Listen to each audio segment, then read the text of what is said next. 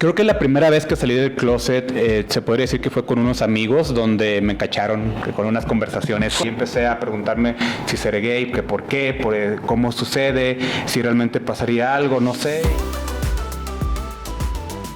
Simplemente disfruten su vida, estamos aquí solamente por un momento. Vivan, disfruten, nunca se sientan mal por ser ustedes mismos, ustedes mismas. Hola, ¿qué tal amigos de Uniques? ¿Cómo están? Nos encontramos de vuelta en su programa favorito, Encuentro Diverso, presentado por Uniques. Y estamos muy contentos de estar aquí, sobre todo porque hoy en especial, tenemos un invitadazo súper padre. La verdad es que ya teníamos muchas ganas de entrevistarlo, aparte que acabas de ganar un premio del orgullo al mejor podcast. Bueno, que ahorita lo voy a mencionar también. Estamos súper contentos de tenerte. ¿Cómo estás, Edgar? Muy bien, muchas gracias, Eduardo, y muchas gracias también por este espacio, por este tiempo. Es un honor poder estar por acá.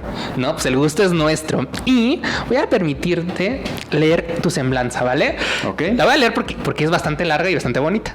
Okay. Y la semblanza también. La semblanza también. Ok, entonces ahí va. Edgar Dojaki es un profesional con una sólida formación, muy sólida, claro que sí, en administración de empresas por el TEC de Monterrey, también es Exatec, muy bien, por eso nos llevamos bien, yo creo que sí.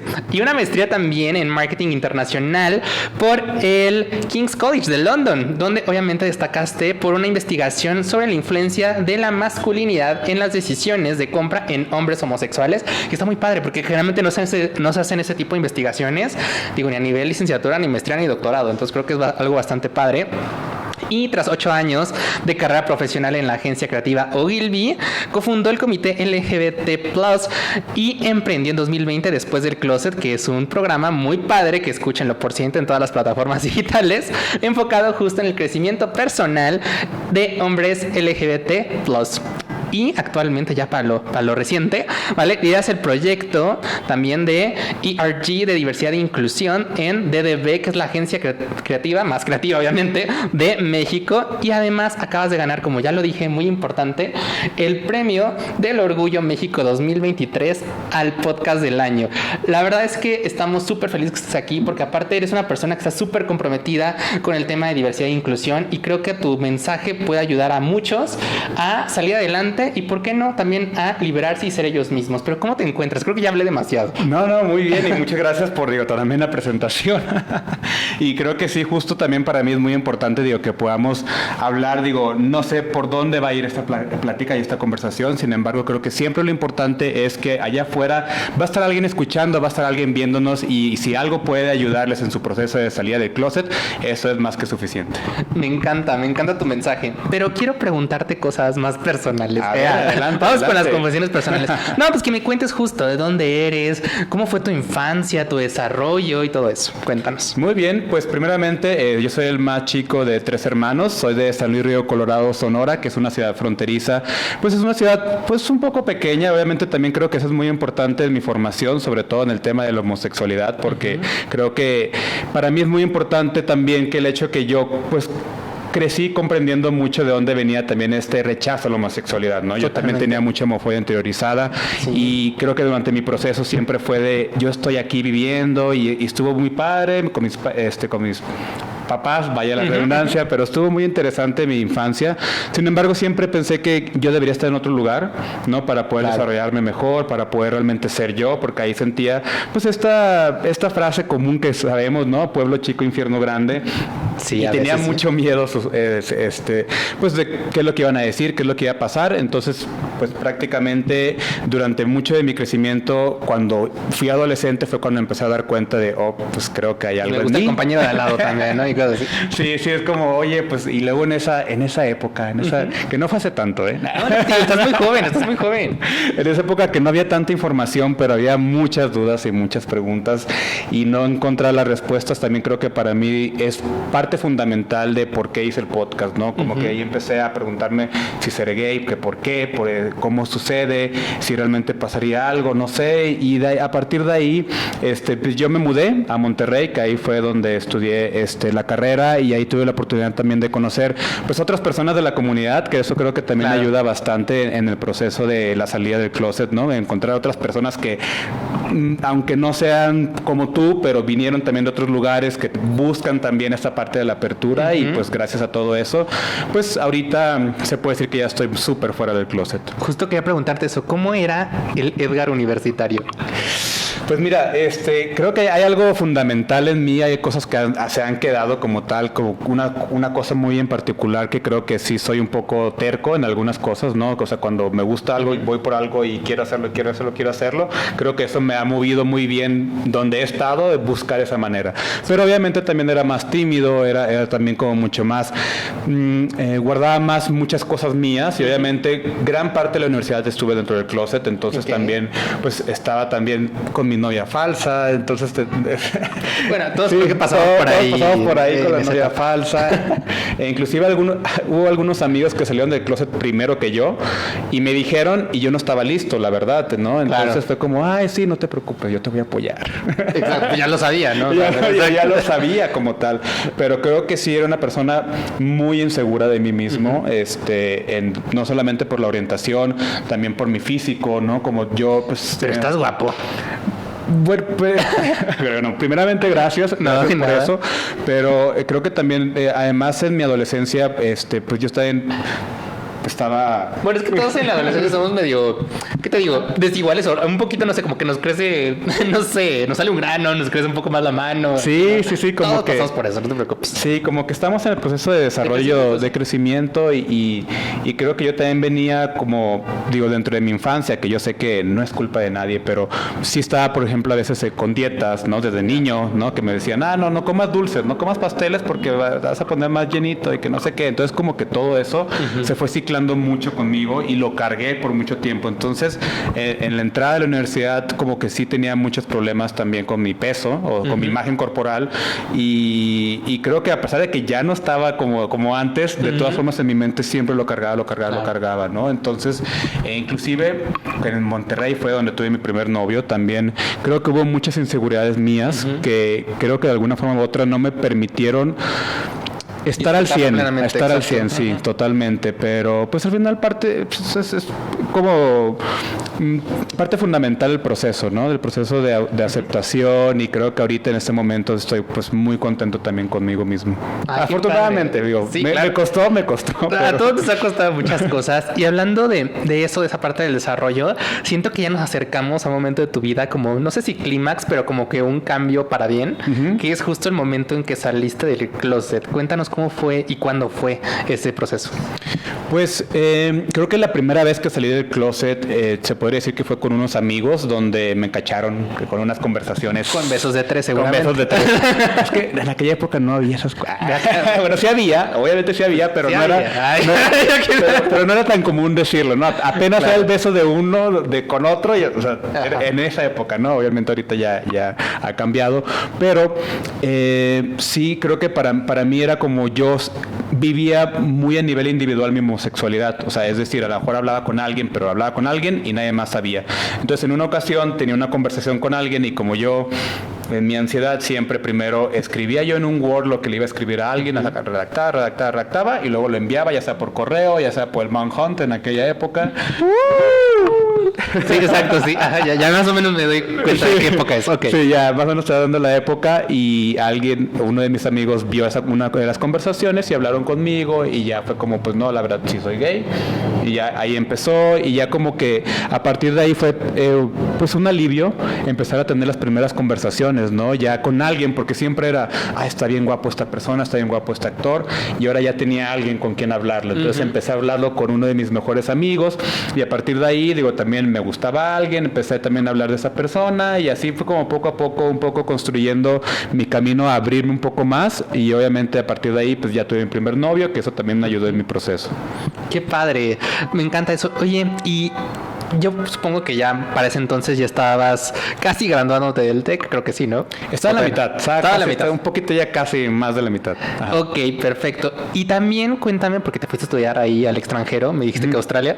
Sí. Sí, entonces, ¿cómo fue también tener esa perspectiva? Porque creo que México, aunque es un país, o sea, digo, es tradicional, pero es un poco más abierto que el resto de Latinoamérica, también tenía una perspectiva como de otro lado, que todavía son mucho más abiertos y como que mucho más, pues sí, mucho más LGBT LGBT friendly, ¿afectó un poquito como esa apertura para bien, me refiero? ¿O qué pasó ahí en la maestría? Muy bien. Bueno, cuando fui a Australia fui de intercambio, entonces todavía no estaba en la maestría. Ya, ok. Sí, no te preocupes. Y justo, o sea, obviamente sí fue una diferencia muy grande porque cuando yo me fui a Australia todavía no salía muy bien del closet, ¿no? O sea, sí, ya había terminado con mi primer novio cuando me fui. Y sin embargo, pues todavía no estaba como muy en el ambiente de Monterrey, ¿no? Claro. O sea, salí de antro, pero salía como 2-3 veces, ¿no? Cuando mucho. Y yo creo que todos podemos recordar las primeras veces que vas a un antro gay, todas las emociones que hay, todos los nervios que vienen a uno mismo. Y para mí todavía estaba en esa etapa cuando estaba en México, pero ya que tuve la oportunidad de irme de intercambio, pues sí me sorprendió mucho la apertura que había allá, ¿no? Y era muy diferente también ir a los bares, las personas que estaban allá. Y curiosamente, digo, uno de mis roommates también era gay, entonces, y hay una historia chistosa porque mi exnovio me puso ¿Hubo cosas con él? Intenso chismecito, sí, muy bien. Sí, no, o sea, nos tocó casi como por azares de la vida vivir juntos. Ok. Y obviamente que cuando llegamos, éramos 6 personas, eran 4 personas de Estados Unidos y 2 mexicanos, y el mexicano era alguien pues que mi ex me había puesto el cuerno con él. Entonces cuando llegamos como que era un poco incómodo, y ya después en algún momento así ya hablé con él y dije, mira, ¿sabes qué? Yo sé que tú sabes quién soy, yo sé que tú sabes quién soy, pero pues yo no tengo ningún tema contigo, porque pues o sea, nosotros no nos conocíamos, no eres mi amigo ahorita, pues vamos a llevarla bien. Y a partir de ahí pues ya nos hicimos como muy amigos, y también como navegábamos un poco esto, porque en realidad no éramos tan abiertos realmente con los demás. O sea, solo ustedes sabían casi. Nosotros no sabíamos, y teníamos los amigos mexicanos de que, ay, sí, qué onda, Dios, y nos escapábamos al antro en la noche. Ok. Así es. Amor prohibido, rumoran por las calles. Me encanta esa canción también. Me encanta. Sí, sí. Y ya cuando viniste aquí, me comentaste que pues también estuviste en una agencia justo de publicidad muy importante, muy grande, y que ya empezaste como, pues yo creo que ya a abrirte un poquito más, y no solo abrirte, sino a defender un poquito también a la comunidad, y de abrir espacios también para que sintieran la confianza justo de salir del closet y acompañarnos, ¿por qué no?, en ese proceso. ¿Nos puedes contar un poquito de esa transición, que obviamente te va a llevar después al podcast, pero esa transición, ¿cómo fue? Pues muy bien, pues ya que estaba acá en la Ciudad de México, pues tuve la oportunidad de estar en esta agencia Ogilvy, que creo que también, digo, a mí me gusta siempre pensar que pues la vida te conecta de alguna forma u otra los puntos, ¿no? Como bien decía Steve Jobs, y creo que también para mí todas las cosas que había aprendido en mi vida, como que tenía que pasar por ciertas cosas, ¿no? Todas las vivencias que tuve, todas las dificultades como todas las personas que tenemos, los aprendizajes, las clases específicas que había tomado en el intercambio, que en su momento eran súper random, pero realmente todo eso me empezó como a conectar mucho, y parte mucho fundamental de todo eso, porque cuando me preguntan a qué me dedico, yo digo que me dedico a la comunicación en general, porque comunico en general, ¿no? Muy bien, buena respuesta. Soy una agencia de publicidad, podcast y todo, pues me dedico a la comunicación, aunque no soy comunicador de profesión, y justo en Ogilvy pues estaba aprendiendo mucho también de acerca de la comunicación, ¿no? Si bien es una agencia de publicidad creativa, pero también pues aprende a cómo decir las cosas, cómo manejar las cosas, cómo estructurar las ideas, cómo que visualmente si tú quieres comunicar un mensaje se comunique, y ahí mismo también, digo, vino la oportunidad de fundar el comité LGBT, que fue cuando ahí me abrió las puertas justo de todas estas posibilidades que existen allá afuera, ¿no? Ya ahí empecé pues a tener contacto con la gente de ADIL, la gente de Pride Connection, y ahí me sorprendió mucho de cómo existen tantas empresas allá afuera haciendo cosas por la comunidad, y entonces para mí fue como, ok, yo a partir de todo esto, ¿cómo puedo yo combinar los conocimientos que he tenido con esta misión de poder ayudar a la comunidad? Y ahí se empezó a cocinar lo que fue el podcast Después del Closet. Me encanta todo ese proceso, y gracias por justo abrirte con nosotros y contar todo lo que ha sido este proceso para llegar al podcast. Pero ahora sí quiero hablar del podcast. Cuéntame, ¿desde hace cuánto lo tienes? Y todo el chismecito. Todo el chismecito del podcast. Sí, exacto. Muy bien. Pues digo, afortunadamente creo que es uno de los proyectos que más me siento orgulloso en la vida, la verdad. Lo amo. Es como un bebé, es como mi bebé. Y para mí, digo, el 2020, y creo que para todos, ¿no? Fue un año que nos vino mucho a demostrar que tal vez en la vida necesitamos una pausa de estás haciendo todo esto y aquí, acá.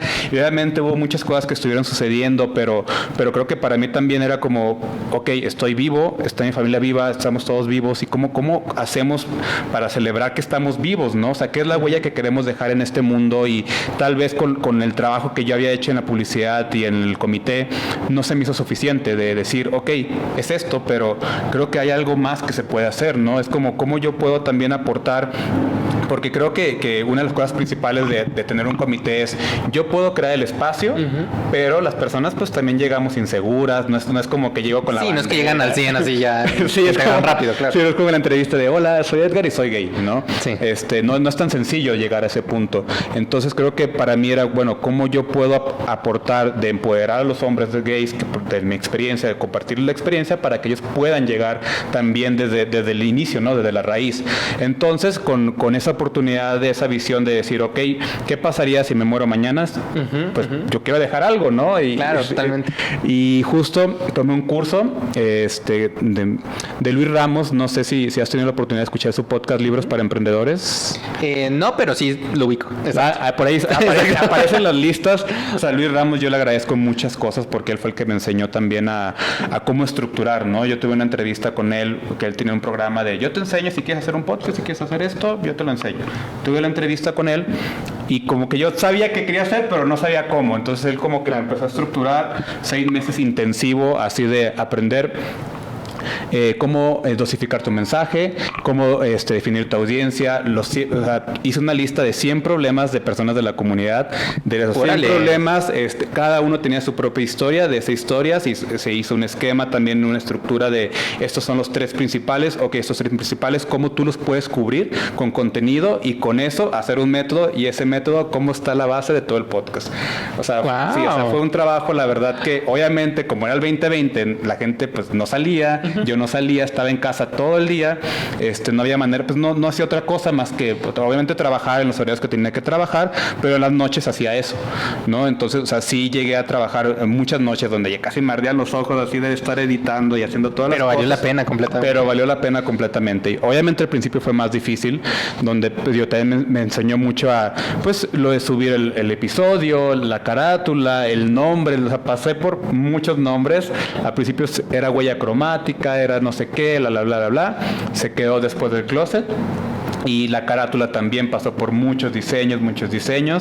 Y obviamente, pues una de las cosas principales fue cuando lo lancé, dije, bueno, no sé qué vaya a pasar. O sea, no sé qué vaya a pasar con esto.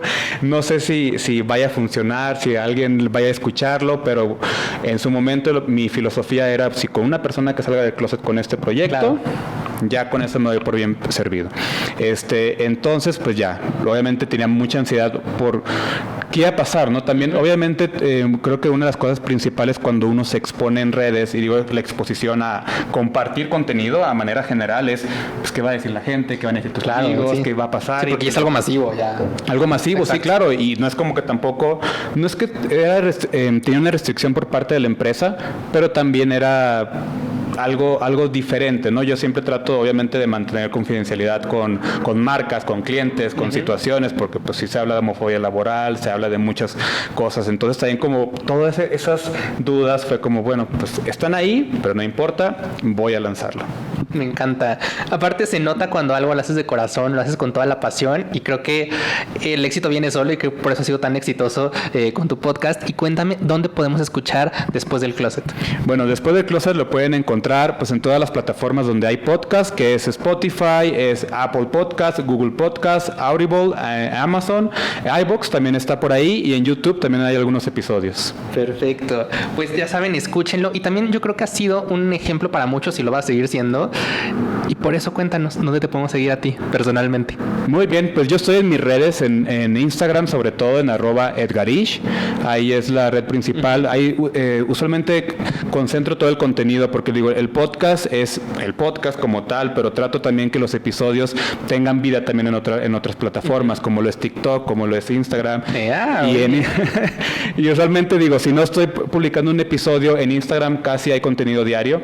O sea, es muy raro el día que no posteo algo, ¿no? Y creo que también una de las cosas bonitas es pues los mensajes de las personas que también llegan, ¿no? Y creo que fue gracias a las personas justo que les inspiró el podcast que llegué a lo del premio, porque en realidad pues fueron los votos de ellos, ¿no? Hubo muchas reacciones muy bonitas de muchas gracias, tu podcast me ayudó a sentirme mejor, me ayudó a salir del closet, me ayudó a sentirme muy bien conmigo mismo. Entonces, principalmente es en Instagram, en @edgarish, Edgar ISH. Perfecto, me encanta. Oye, iba a aparecer aquí como entrevista de trabajo, pero no, adelante, ¿cómo te adelante. ves a 5 años más o menos? O sea, ¿cómo te ves a ti y cómo ves a después del closet? Muy bien, pues yo sinceramente creo que voy a ir creciendo con después del closet, o sea, sí lo veo como tal, como un proyecto, y sobre todo con las pláticas que he escuchado también de otras personas que tienen proyectos de este tipo, ¿no? Hasta el final creo que se va adaptando a mis etapas de la vida, o sea, yo creo que en algún momento, pues en 5 años estoy en otra etapa, ¿no? Que a la joya me va a tocar hablar de otros temas. Otros asuntos, obviamente va a ir creciendo como tal. Creo que para mí lo más importante es que después del closet sí pueda ser mucho más como un negocio y una estructura que donde pueda tener también personas que yo les pueda dar empleo, ¿no? O sea, creo que para mí es la misión más importante es que sea pues una organización que pueda también tener la estructura y la monetización suficiente y tener sí una política de pura gente de la comunidad puede trabajar aquí, ¿no? Eso es como muy importante, ¿no? Que poder acercar también, pues por las problemáticas que sabemos que muchas personas tienen, ¿no? De que los corren de su casa, de que no, también pueden ser discriminados en los espacios laborales y ese tipo de cosas. Entonces, para mí sí me veo como formalizando mucho en una manera de tenerlo como una parte física, como tal, que esté súper grande también después del closet. Obviamente yo también pues, creciendo también con el proyecto y ahí me gusta, ahorita estoy preparando también sobre todo, llevo tiempo también, digo, esta estructura que tiene el podcast viene con un método, obviamente que este método pues sea como un método que pueda enseñar, ¿no? Con cursos, educativo. Con todo, Sí, ¿no? Sí, se sabe, sí. No, es que tú tienes esto ya en la sangre, o sea, creo que se nota cuando algo te apasiona, porque hasta te brillan los ojitos, no sé, cámara 2, en cámara 2. No, o sea, te brillan los ojitos y la verdad es que se sabe cuando algo está hecho con amor, con pasión, y qué bueno que quieras compartirlo al mundo y por qué no también, como dices, enseñarlo, ¿no? Y ya estamos casi finalizando. Te agradecemos muchísimo que estés aquí con nosotros, pero te quiero preguntar algo. Es una pregunta difícil. Adelante. Difícil, pero es para Muy bien. cerrar. ¿Qué tips les darías a las personas para salir del closet? Muy buena pregunta. O sea, creo que una de las principales situaciones es aceptar la propia orientación como algo natural, como algo que es parte fundamental del humano, tan natural como lo es respirar, como lo es tener una nariz, tener 2 orejas. O sea, creo que también es muy importante que podamos salirnos de todas estas ideas, estas narrativas que te dicen que, sobre todo, yo sinceramente digo, tengo una relación muy compleja con la religión.